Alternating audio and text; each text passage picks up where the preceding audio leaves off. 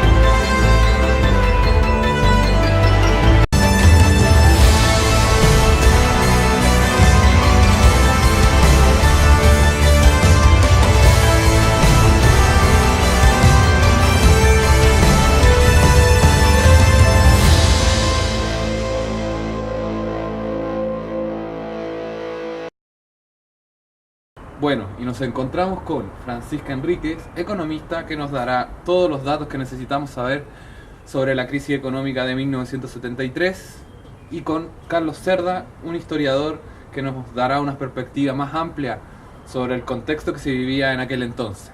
Bienvenidos una vez más a Memorias de un País. Carlos, entonces, ¿cómo se gesta esta llegada al poder de la Unidad Popular? Bueno, antes de comenzar, obviamente, Salvador Allende participó en 3 carreras presidenciales antes de por fin llegar al sillón presidencial.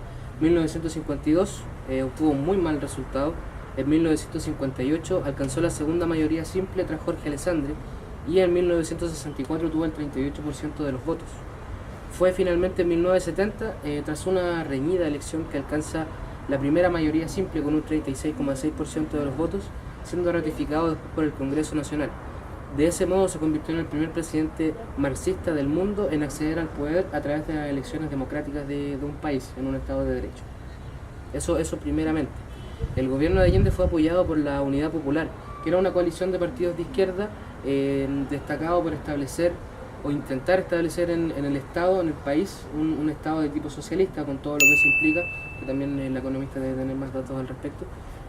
Una economía de tipo socialista, un sistema de salud de tipo socialista y en definitiva una sociedad mucho más igualitaria y con mayor oportunidad para todas las personas.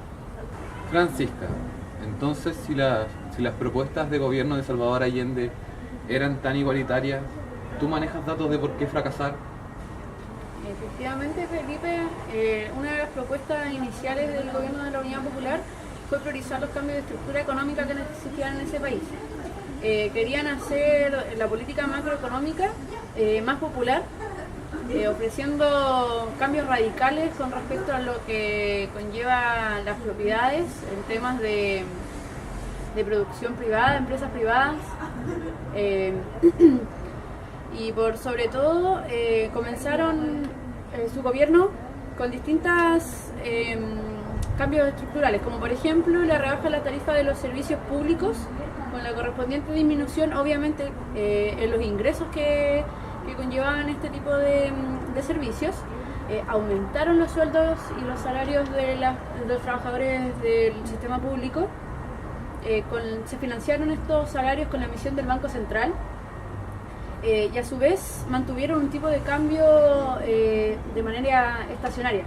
Entonces esos cambios sustanciales llevaron a una mayor inflación al país, alcanzando incluso los 2 dígitos, incluso los 3 dígitos de inflación en esos años de gobierno, lo que llevó a una poca inversión de los países extranjeros en el país, a una poca inversión en cuanto a producción, y aumentó mucho el tema del desempleo. Bueno, Carlos, entonces, ¿cómo podemos contrastar la información que da la economista en tus palabras? Sí, efectivamente los datos que da Francisca son muy certeros, son muy precisos. pero creo que la economía y el estudio de la economía se aboca netamente a eso, es una medición cuantitativa de las cosas. En el caso de la historia, los cambios están compuestos y están rodeados de un contexto, y en ese sentido, como las reformas del gobierno de Salvador Allende eran tan profundas y buscaban llegar tan al corazón de la sociedad para tratar de igualar las condiciones de vida de los más ricos con los más pobres. Por ejemplo, hay un hecho específico que yo creo que también es un importante detonante de lo que pasó después, que es la nacionalización del cobre. Como bien sabemos, el cobre es el sueldo de Chile. En un momento determinado, en Chile, llegó a ser el 80% de las exportaciones del país solamente cobre. Ahí hubo una crisis a principios del año 72, si mal no recuerdo, en la que la demanda de cobre mermó a nivel internacional. Por lo tanto, eso también generó un mayor déficit de las arcas fiscales para sostener este tipo de propuestas. Y bueno, obviamente también dado la nacionalización del cobre, ¿cierto?, se restringen las regalías o los porcentajes de ganancia que tenían las empresas norteamericanas, específicamente dos, Kennecott y la Anaconda, quienes 15 años hacia atrás, digamos, del gobierno de la Unión Popular, hacia 15 años atrás, habían acumulado un ingreso extra adicional de 774 millones de dólares. O sea, una cifra para el tiempo, sobre todo, que el avalúo de la moneda era mayor aún, y haciendo el cambio a moneda chilena era mucho más dinero, era bastante. Entonces, obviamente, con esa fuga de dinero que tenía el Estado, que Allende trató de restringir y concentrarlas en la política fiscal, se produce, ¿cierto?, un déficit fiscal donde el gasto público es mayor que el ingreso real que tiene el arca fiscal. Francisca, según tus fuentes, ¿a qué extremo también llegó esta crisis? Bueno, todos sabemos que la crisis de 1973 trajo consigo una inflación que llegó casi al 300% en el país. Los salarios en 1972 solamente cayeron un 25% más de lo que ya venían cayendo de 1970 hasta ese año. Y el crédito interno también aumentó casi al 200%. Esta crisis económica trajo consigo también lo que conocemos como el mercado negro, que es una economía clandestina. Esto quiere decir que donde algunas industrias y bienes salieron del mercado oficial, la gente lo contrabandeaba, entre comillas. ¿Y esto qué generó? Generó una mayor inflación todavía, generó la reducción de los ingresos fiscales y por sobre todo creó en el país una baja en las reservas del Banco Central, ya que en 1972 llegaban a solamente los 40 millones de dólares. O sea, insostenible eso para un país. Entonces, podemos decir que en los 3 años que Salvador Allende llevaba de mandato, Chile se aproximaba a una catástrofe económica. Bueno, la verdad, para haber sabido el final de este gobierno, hubiese sido lo ideal que hubiera tenido el desenlace correspondiente, que era haber cumplido el mandato de Salvador Allende en el poder, cosa que no vamos a saber, qué hubiese pasado si hubiese podido terminar la implementación de sus reformas, etc. Pero hay que ser sumamente preciso y tener bastante claro que desde el punto de vista histórico, desde el punto de vista de información que se ha podido recabar con el transcurso del tiempo, esta crisis económica en Chile también tuvo muchas manos involucradas que incentivaron y que agravaron esta condición. Abocándonos netamente al plano interno del país, había un sector claramente opositor que tiene relación, por ejemplo, con el Partido Nacional, posteriormente con el Movimiento Patria y Libertad, que eran totalmente contrarios a las reformas que estaba implantando el gobierno, principalmente a la reforma agraria. Como bien saben ustedes, se comenzó a implementar y se comenzó a desarrollar en el gobierno de Eduardo Frei Montalva, y a Salvador Allende la retoma y la materializa, por decirlo así. 4.040 terrenos fueron expropiados por el Estado, y esos 4.040 terrenos expropiados correspondían a manos poderosas de empresarios agrícolas, etcétera, de diversos rubros. Y además el tema de lo que mencionaba Francisca sobre el desabastecimiento y el surgimiento de un mercado negro también surge por un hecho bien importante. Tanto el gremio de camioneros como otros gremios de la rama de la actividad económica en el país se paralizaron como manifestación en contra de las reformas del gobierno. Entonces, no había un transporte de insumos, los negocios que tenían algo o le subían el precio enormemente o simplemente lo acumulaban y no se lo vendían a la gente. Todo esto para exacerbar la sensación de una crisis económica en Chile. Entonces, ya en el 11 de septiembre de 1973, el ejército decide tomar acción por sus propias manos y eso cambia, por supuesto, la historia de Chile por completo. ¿Qué tienen que decir ustedes al respecto? Bueno, primero precisar, porque en la información, digamos, que la gente puede tomar hoy en día, que es amplia debido a internet, también se caen muchos errores. Por ejemplo, es muy frecuente escuchar que el Congreso de Chile fue a solicitar a los altos mandos del ejército, Fuerza Aérea, Fuerza Armada, Ejército, la Marina, etcétera, un pronunciamiento o alguna acción para hacer algo respecto a este clima de gran desorden interno que se estaba viviendo. O sea, la clase obrera estaba muy empoderada por los beneficios que estaban recibiendo del Estado, porque finalmente, después de años de lucha, estaban recibiendo un trato más justo y más equitativo, teniendo oportunidades de educación, teniendo mayor ingreso salarial en el trabajo, pudiendo incluso acceder a vivienda, etcétera, todas las reformas que trató de implantar Salvador Allende, versus una clase política, económica y social más acomodada, que estaba siendo, entre comillas, víctima de estas reformas por temas de expropiación de terreno, de aumento de impuestos, de restricción de actividad comercial, etcétera.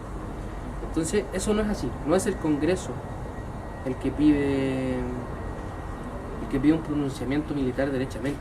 Lo que el Congreso pide es una pronunciación y una toma de opinión a 4 altos mandos del ejército que se desempeñaban como ministros del gobierno de la Unidad Popular. Y era tan simple como decir: ¿continúo apoyando a Salvador Allende o estoy en contra de Salvador Allende? En ningún momento era lo que se dio después del 11 de septiembre. También se habló mucho sobre una cierta disconformidad social con el gobierno de la Unidad Popular. Allende salió electo con el 36.6% de la preferencia popular, en mayoría relativa, que era lo que se empleaba en ese tiempo, pero resulta que en marzo de 1973 la aprobación de Salvador Allende como presidente de la República llegaba al 44%, o sea, la gente estaba en mayoría conforme con el accionar del gobierno hasta ese momento, por lo cual no se pudiese ocupar como un argumento válido la manifestación popular para esta ejecución. Entonces, Carlos, para concluir, ¿qué es lo que nos deja el golpe de Estado? Bueno, primeramente, lo más importante, porque es lo más difícil de recuperar, de hecho es imposible de recuperar. Tú puedes recuperar un país económicamente, tú puedes recuperar un país institucionalmente, tú puedes recuperar un país políticamente, pero lo que no puedes recuperar son los miles y cientos de vidas de personas desaparecidas, de personas muertas, de personas que fueron víctimas de la crueldad absoluta de un régimen que solamente actuó por restaurar lo que siempre fue Chile, un país desigual, un país donde hay mucho en manos de muy pocos. Eso primeramente es lo que deja este golpe de Estado. Segundamente, nos deja, por ejemplo, un código de aguas que hasta el día de hoy tiene el agua en manos de empresas privadas, extranjeras sobre todo. Nos deja un sistema de fondo de pensiones que tiene a nuestros adultos mayores viviendo en la miseria absoluta. Nos deja un sistema de educación que ve al alumno no como una persona que quiere entregarle conocimiento, sino que lo ve como una fuente de negocio. Nos deja un sistema de salud totalmente colapsado, sin especialistas. Nos deja un sistema de salud muy mal operado. Nos deja también una constitución política que es el principal problema, porque todos los cambios que pudiesen hacerse en este país no son posibles porque no se cambia la constitución. Y esto es una crítica, da lo mismo el lado político, porque la Concertación, o actualmente nueva mayoría, tuvo 24 años de poder, con mayoría en las cámaras incluso, para poder haber hecho cambios constitucionales más profundos. Solamente se propició aún más, por ejemplo, el tema de la AFP en el gobierno de Ricardo Lagos. Y bueno, la conclusión final para mí de lo que la historia da cuenta, de lo que ha ido saliendo a la luz pública con el desarrollo y el paso del tiempo, es que el golpe de Estado fue totalmente orquestado, fue totalmente algo manejado desde Estados Unidos principalmente, que bloqueó de cierta manera la economía chilena hacia afuera, y acá también en los partidos políticos opositores al gobierno de la Unidad Popular, los gremios de camioneros, los gremios de algunos agricultores, de pescadores, generaron un clima que, si nadie dice que todo era maravilla con la Unidad Popular, habían consecuencias de cambios drásticos y profundos, pero fueron acentuados aún más por una clase social que estaba perdiendo mucho, que era la clase más acomodada, por un país como Estados Unidos que financió, y hay documentos de la CIA que lo avalan, que financió la ejecución del golpe militar el 11 de septiembre de 1973, y un montón de factores que hicieron ver aún peor la imagen de Salvador Allende como jefe de gobierno.